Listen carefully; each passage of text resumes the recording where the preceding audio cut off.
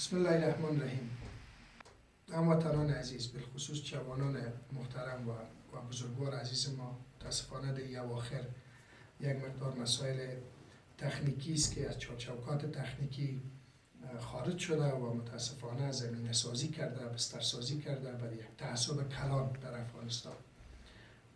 که شخصا من از طرف خود و وکالتا بجا دانستم تا هرچی عاجلتر یک اقدام صورت بگیره در این راستا و دیدگاه و نظریات خود حداقل بتانیم از طریق صفحات مجازی و دنیای امروزی با شما شریک بسازیم. عزیزای دلم، خدمتتان عرض داشته باشیم که حزب کنگره افغانستان به صفت جوانترین حزب و متحدترین حزب به مردم افغانستان و کشور افغانستان بجا دانست تا دیدگاه و نظریات خود را در مشکلات حاضره که در جامعه وجود داره با شما مجددا شریک بسازم.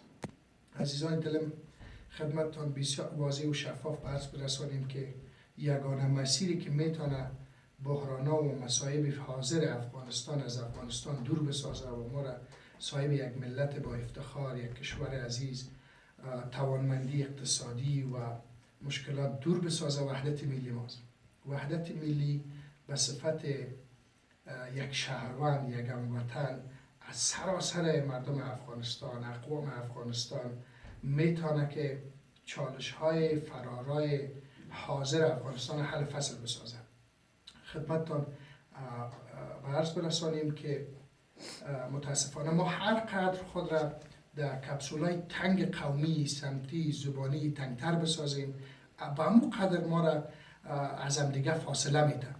یگانه راه حل برای افغانستان، برای نسل‌های آینده افغانستان که بتونه چالش‌ها را از بین ببره، وحدت ملی ما و هم دیگر پذیری ماست که متاسفانه در این اواخر بسیار تضعیف شده. از یک درد دل این پیام خدمتتان میگذارم که با این کلمات و با این بازی‌های کوچک سیاسی که متاسفانه ما را ضربه میزنه و آب میریزه به آسیا، به دشمن، ما مشکلات بسیار کلان داریم باید حلش بکنیم. همین لحظه که خدمتتان صحبت میکنم احتمالاً میلیون ها جوان افغان بیکار است.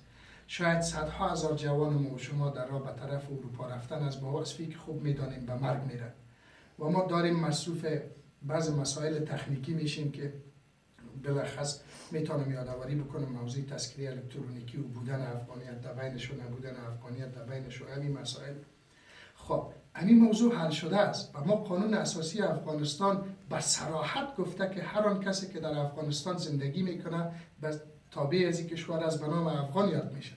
این موضوع آنقدر موضوع بزرگ نیست، این موضوع به ما حل شده است. حالا وجودش یا نبود وجودش در تذکره الکترونیکی نباید به این سطح دامن بزنه و موضوع را بکشانه به یک طرف یا به اقوام افغانستان که متاسفانه راه حل برای افغانستان نیست و ما آینده این بحران برای افغانستان خطرناک میدانم. خواهش میکنم از همه هموطنان عزیز خود، شخصا از طرف خود وکالتا به صفت یک عضو کوچک حزب کنگره افغانستان که بیاین بالای مشکلات بزرگتر افغانستان فکر بکنیم، بیاین بالای امنیت افغانستان فکر بکنیم، بیاین دست به دست هم بتیم، بریم همه افغانستان از نزدیک ببینیم و یک پالیسی کلان بر حکومت افغانستان بسازیم که متاسفانه دیگه اواخر شکننده است. دنیا دار از افغانستان درسرد میشه و ما داریم به طرف بحرانای کلان میریم. این تعصب ما را به جای نمیرسانه. هر قدر ما بیرق یک قوم در افغانستان بلند بکنیم، شام یک بار با خود فکر بکنیم که واقع دستاورد ما چیست. اگر ما فکر بکنیم که دوری سبب جدایی این کشور میشه، خدای نخواسته به طرف تجزیه میره، مطلق غلط است. افغانستان یک ملت واحد است. افغانستان به همه اقوام افغانستان تعلق داره. پشتو، ازبک، هزاره، ترکمن، پشه‌ای، نورستانی، همه مانند یک برادر هستند و هرگاه ما از هم فاصله گرفتیم مشکلات ما زیادتر شده. هرگاه ما با هم نزدیک شدیم و با هم دیگر را تحمل کردیم، هم دیگر را پذیرفتیم، اینجاست ما یک قدرت مبدل شدیم. ما دشمنای کلانی در منطقه داریم. بیاییم با این دشمنا روبرو شویم و اجازه ندیم که از فضای افغانستان، از جو افغانستان، از جغرافیای افغانستان استفاده بکنه. کارهای بسیار کلان پیش رو داریم. ما داریم شله هستیم بالای بعض مسائلی که آنقدر نیازمندی نداره بالایش بحث داشته باشیم. خلاصتا خدمتتان برس برسانم که یک تعداد از دوستا اخواهان افزود کلمه افغان به تذکره الکترونیکی است. یک تعداد از دوستان خواهان افزود قومیت به تذکره الکترونیکی است. موضوع بسیار ساده است و قابل حل است. با هم میشه ما یک حرکت داشته باشیم، هر دو طرف بیایم کنار هم و صحبت داشته باشیم، هم جهتی داشته باشیم، هم دیگر پذیری داشته باشیم.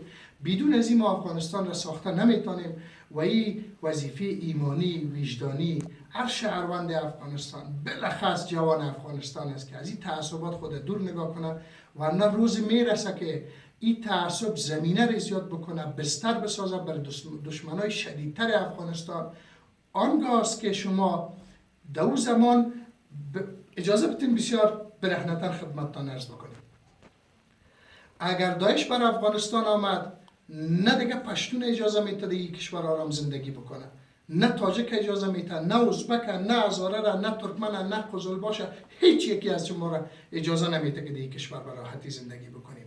بیایید با دشمن مشترک ما مقابله بکنیم. حالا رفتن در داخل بحث‌های بسیار کوچک و پیش و پا افتاده قومی که هیچ مسیری هم نداره به جز بدبختی، مصائب، فقر، بیچارگی، کمبود اقتصاد، نرسیدن غذا به مردم افغانستان، هیچ دستاورد دیگر نداره. امیدوار هستم که زیاد در این مورد همه ما کوشا باشیم، همه با هم بشینیم و این قبیل مشکلات تنها بالای افغانستان نمی، بالای همه کشورهای دنیا آمدن، اما از این بحران گذشتن و پشت سر گذشتاندن. مثال زیادی وجود داره. شما جنگ دوم، بعد از جنگ دوم جهانی، جرمنی یک مثال کلان است، کره یک مثال کلان است، ژاپن یک کشور کلان است. هند امروزی رو ببینیم که با هزار و چند صد قوم و قبیله با هم زندگی میکنن، برادروار، صمیمانه، با هم رشد میکنن، فعالیت میکنن، رشد اقتصادیشان به 8% در سال رسیده. ما هر روز به عقب میریم و این سبب میشه که یک دانه نان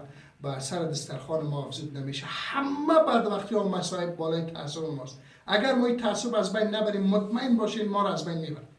به این اساس خواستیم حداقل این وظیفه ایمانی و وجدانی خود را خدمت شما عزیزان داشته باشیم و این پیام خود را خدمتتان بگذاریم. البته این پیام از جمع برادرها و خواهرای عزیزی که در حزب کنگرس افغانستان فعالیت میکنه تک تک خدمتتان خواد برسه تا بتونیم حداقل آب برای آتش تعصبی که آرام آرام دامن زده میشه و شدیدت ما در این مورد نگران هستیم بریزیم و این آتش کم خاموش بکنیم. بسیار تشکر از توجهتان. ببخشید بدون آمادگی بود و خواستیم که این پیام خدمتتان برسه.